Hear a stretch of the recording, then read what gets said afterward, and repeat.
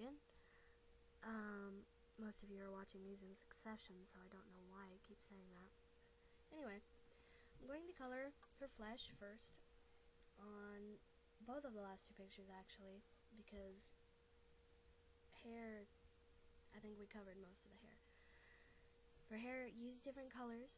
For blonde, throw in a couple reds, maybe a couple blues, a couple browns, just light streaks of these, light colors. Remember, tone is key. If it's dark hair, throw in some reds, throw in some purples, throw in some blues or greens or something. Don't leave it just flat. If it's black hair, if you're like making a comic or a manga, yeah, just use straight black, because the color will not show up. If you want to use grays, that is an awesome idea, but basically if you just want to use black, just use black.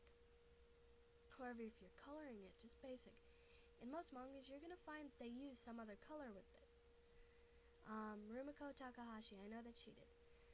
Not a lot, mind you. But there are times when she would use an undertone of red, often I've seen in her work, and so on and so forth. And just using that undertone will actually come through the black, because you have different blacks. You have a cool black, you have a warm black, you have a jet black, you have a not so jet black. Especially if you're not using markers. If you're using watercolors or any paints of any kind, you will find numerous blacks everywhere, just like you'll find numerous whites.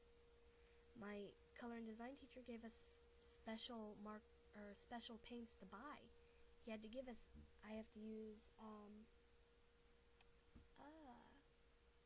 I cannot remember what they're called, but it's a special white and a special black that we had to buy. And another thing, you notice I've been wearing this. I don't know why I wore it, to show you something. Most of the time, especially when you're drawing, and especially if you wear things on your pinkies, take them off. If you wear bracelets or things like that, take them off. They will, if you go to swipe your hand, like if they're on your forefinger or your middle finger or even your ring finger, your thumb, not such a big deal. But especially if they're on your pinky, or if you do this and swipe like that, they will cut in to the paper. And not only that, if it's a fake stone or it's rusting or something, color will actually come off on your picture, and that doesn't come out. It does not come off. Jewelry is not an artist's friend. Anyway, I honestly don't remember what I was talking about, but yes, keep in mind what colors you're using, etc. and so on. Right now we're working on the dark sepia picture, and I actually have two different ways of coloring skin that I'm going to show you. And one is the cell shaded way, and the other is more of a blended way. And I'm going to do the blended way first. And this is a pro marker, just like Prisma or Copic or I honestly don't remember any of the other ones. I've never owned them. But this one is a little different. It's got a smaller front nib than the Prisma does, even though it's not as it's not flexible at all. And just a moment, I'm getting a phone call. Alright, anyway, but not flexible nib, but I find it's nice to use for the overtones, the light overtones, because it's a light color. This is ivory, and I am using the broad side because I find the small side is just a little bit too small for a nice face. Remember to go as fast and as easy as you can. You don't want gaps or smudging or anything like that to happen. And I totally colored in her eye. But that's okay, nobody judges, nobody's judging you. You can always fix it later.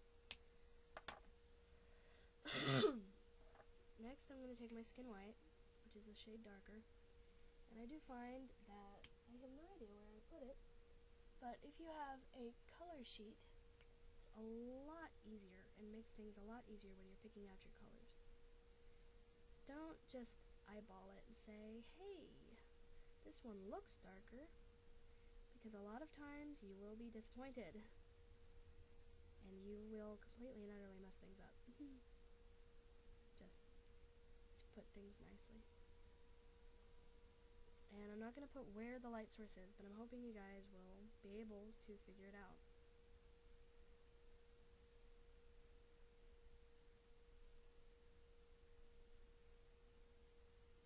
Alright, now I'm going to go to my next darker tone, which is a powder pink.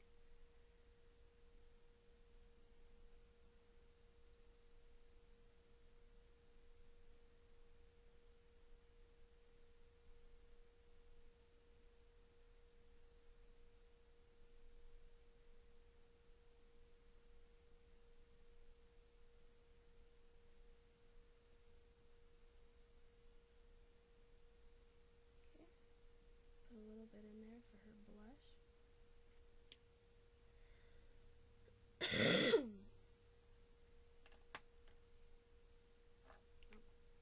See? Forget her neck. God. What am I on? I'm on crack, apparently. Alright. It's basically the blended way. If things look a little choppy, or if you waited for them to dry, you may go over again with your lighter tone. Just little ideas, little things. Right, next we are going to go onto the cell shaded really fast. I hope to get this and make this the last video. Alright, and what I'm using now is a pearl white. This is actually not even close to a normal skin tone. Neither of these are, but that's quite alright. This is just for show. I've actually never colored her before. Alright. There we go. And now we're going to wait for that to dry. Now another little ditty about this is if it looks too bright, like a lot of times mine will look too bright, you can take a gray, like a light gray, and go over the shadows. Or you could take a light blue and go over the shadows. Things like that will make the shadows pop and make them seem a little stronger. Make them look a little more realistic. Instead of glowing. You gotta be cautious when you do this. And not to go too dark. Like on the video it looks very dark what I just did, but really it's not. Yeah. Alright, now that this is dry, I now have a sand white color that I'm going to use. It's very simple.